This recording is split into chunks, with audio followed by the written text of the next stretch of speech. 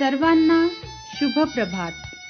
प्रभू येशू ख्रिस्ताच्या नावात विश्ववाणी परिवाराकडून आम्ही मार्गाकरिता प्रकाश कार्यक्रमात आपले सहर्ष स्वागत करीत आहोत.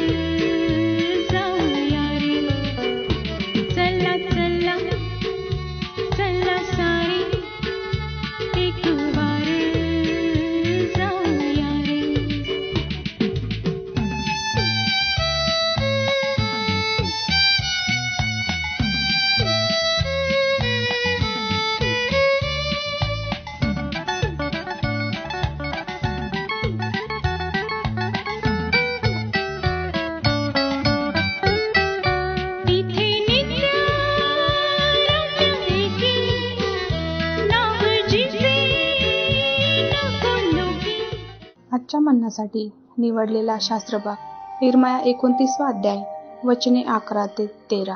इर्मया 29 अध्याय वचने 11 ते 13. परमेश्वर म्हणतो, तुम्हाविषयी माझ्या मनात जे संकल्प आहेत ते मी जाणतो. ते संकल्प हिताचे आहेत, अनिष्टाचे नाहीत. ते तुम्हास तुमच्या भावी सुस्थितीची आशा देणारे आहेत. तेव्हा तुम्ही माझा धावा कराल, तुम्ही जाऊन माझी प्रार्थना कराल व मी ऐकेन. तुम्ही मला शरण याल आणि पूर्ण जीवेभावे माझ्या शोधास लागाल, तेव्हा मी तुम्हास पावेन. देवबाप वाचलेले वचन आपणा सर्वांसाठी आशीर्वादित करो.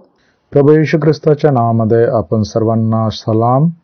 आज या सकाळच्या समय इर्मिया त्याचा 29 अध्याय 11 ते 13 वचन आम्ही पाहत आहोत. आणि या ठिकाणी परमेश्वर आमच्यासाठी जे उद्गार काढतो, जे शब्द तो बोलतो ते उत्तम आहे. तो म्हणतो की तुमच्याविषयी माझ्या मनामध्ये संकल्प आहेत.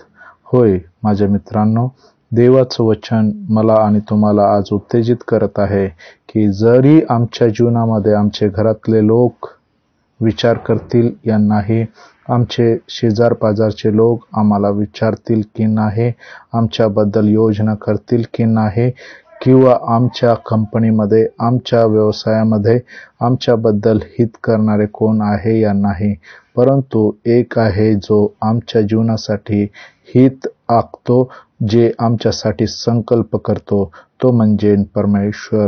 आणि तो म्हणतो की त्याचे जे हित आहे, त्याचे जे संकल्प आहे ते आमच्यासाठी चांगले आहे, हिताचे आहेत, अनिष्टाचे नाही. आमच्याबद्दल तो वाईट आखत नाही, आमच्याबद्दल योजना त्याच्या चांगल्या आहेत. आणि प्रभूचं वचन सांगते की ते आशा देणारे आहेत. भावी जीवनामध्ये जे आम्ही अनेक वेळा चिंतित होऊन जातो की उद्याचं कसं होणार, परवाच्या दिवशी मी कसा राहील, माझ्या लेकरांचं कसं होईल, माझ्या कुटुंबाला कसं मी सांभाळेल, या ठिकाणी परमेश्वर म्हणतो की तो आमच्यासाठी संकल्प करतो, त्याच्यामध्ये आम्हाला आशा आहे. मी तुम्हाला भेटेन. जेव्हा पण तुम्ही हाक मारली तेव्हा पण मी तुमच्या समक्ष तुमच्या प्रार्थना विनंतीला ऐकेन आणि तुमच्या प्रार्थनेचं उत्तर देईल. तो आमच्या प्रार्थनेला ऐकणारा देव आहे. तो आमच्या धावाला लक्ष लावणारा देव आहे. तो परमेश्वर म्हणतो की मी आणि तुम्ही जेव्हा आपल्या अंतःकरणातून हाक मारू, तो परमेश्वर निश्चितच ऐकून उत्तर देईल. माझ्या आणि तुमच्या जीवनामध्ये असं निराशपण येतं का? आमच्या जीवनामध्ये अनेक वेळा असं दुःख येते का? तर आम्ही आपली आशा परमेश्वराकडे लावावी. आमच्या योजना परमेश्वराच्या हातात द्यावा. तो परमेश्वर निश्चित मला आणि तुम्हाला सहाय्य करेल, आपला जीवन आशीर्वादित करेल आणि तुमची प्रार्थना ऐकण्यास तयार आहे. प्रार्थना करूया. प्रभू येशूच्या नावामध्ये आम्ही तुझ्या चरणाजवळ येतो. जिवंत देव बाप्पा, तुझं वचन सांगते की तू आमच्या प्रार्थनेला धावून येणारा देव आहे. आमच्या धावाला ऐकणारा देव आहे. आमच्या जीवनामधल्या निराशेला आशामध्ये पल्लवित करणारा देव आहे. आमच्यासाठी तुझे संकल्प हिताचे आहेत आणि ते संकल्प प्रभू प्रत्येकाच्या मनामध्ये, जीवनामध्ये, दुःखामध्ये जिथं ते त्रस्त आहे प्रभू, तू त्यांची भेट घे, त्यांना तू स्पर्श कर आणि परमेश्वर बाप्पा त्यांना एका नवीन आशेने भर. सर्व गौरव तुला देऊन प्रार्थना येशूच्या नावात मागतो म्हणून ऐक. आमेन.